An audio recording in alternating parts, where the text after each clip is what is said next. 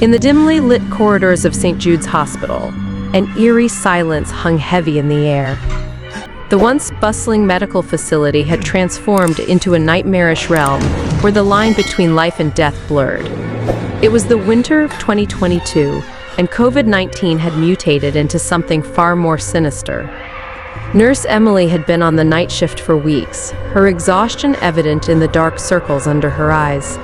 She moved through the hospital, the soft click of her shoes echoing off the cold linoleum floor. The isolation ward was her domain now, where the sickest patients were kept, isolated from the world. As Emily approached room 237, her heart quickened. Inside, a patient known as Mr. Blackwood lay on his deathbed, his raspy breaths barely audible over the relentless hum of the ventilator. His eyes, once vibrant, were now hollow and filled with terror. His frail hand reached out, beckoning her closer.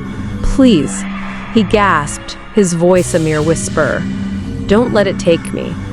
Emily nodded, struggling to hold back tears.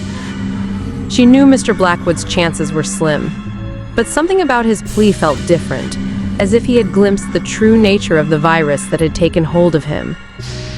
As the night deepened, strange occurrences became more frequent. The lights flickered, and the temperature plummeted. Emily could hear eerie whispers in the air, as if the very walls held secrets. In room 237, Mr. Blackwood's condition deteriorated rapidly.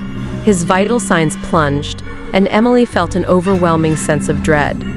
She called for the doctor, but when they arrived, the room was empty.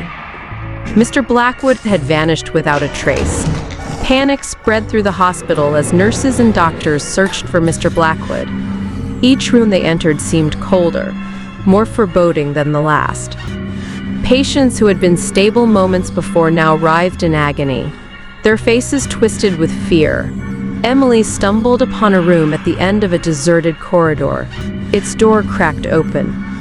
Inside, she found Mr. Blackwood, or what remained of him. His body had contorted into a grotesque shape, covered in black, oozing lesions.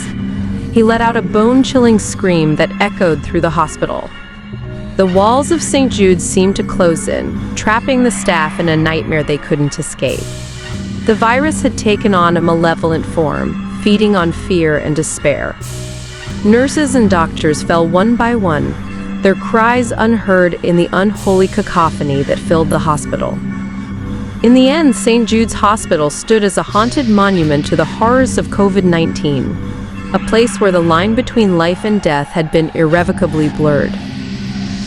The world outside would never know the true nightmare that unfolded within its walls, a nightmare that would haunt the survivors for the rest of their days.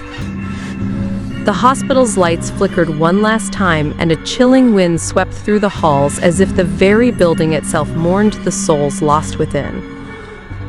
Emily, the sole survivor, left with the haunting memory of room and the knowledge that something far more sinister than a virus had taken root in St. Jude's Hospital.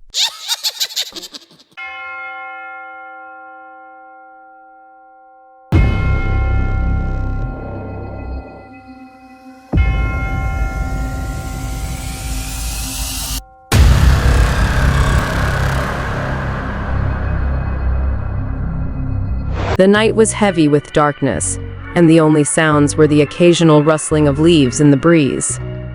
Sarah lay in her bed, cocooned in her blankets, her heart racing for reasons she couldn't quite explain. She had always been a light sleeper, but tonight was different. Something was off. As she listened intently to the silence, a chilling realization crept over her. She wasn't alone in her house. A faint creak from the hallway outside her bedroom sent shivers down her spine. Panic gripped her, and she fumbled for her phone to dial 911. But her trembling fingers betrayed her, and the phone slipped from her grasp, landing on the floor with a muted thud. The intruder was inside her home, and Sarah's instincts screamed at her to hide. She slid out of her bed, her breath shallow and ragged. Her room was cloaked in darkness, and the only source of illumination was the dim glow of a streetlight filtering through the curtains. Gathering her courage, she made her way to the closet, praying that the intruder hadn't heard her. As Sarah huddled in the closet, she strained to hear any signs of the intruder's presence. The minutes ticked by like hours, and her heart pounded in her ears. Then she heard it, a soft, deliberate footstep in the hallway, followed by the faint sound of labored breathing. The intruder was moving closer. Tears welled up in Sarah's eyes as she clamped a hand over her mouth to stifle a sob.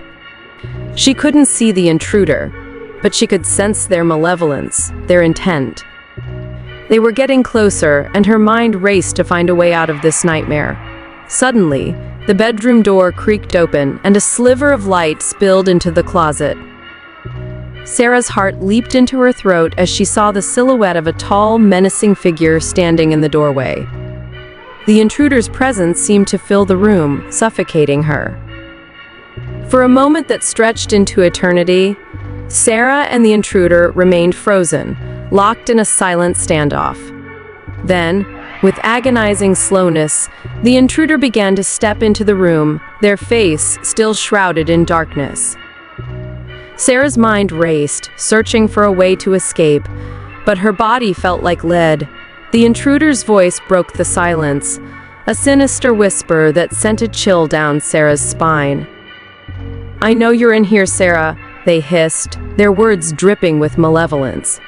"There's nowhere to hide." Sarah's heart hammered in her chest as she realized that this intruder knew her name. Panic surged through her, and she made a split-second decision. With all the strength she could muster, she burst out of the closet and sprinted for the window. Glass shattered as she crashed through it, and she landed in a heap on the dewy grass outside, gasping for breath. The cold night air stung her skin as she scrambled to her feet and ran, not daring to look back at her shattered bedroom window. She didn't know where to go or whom to turn to.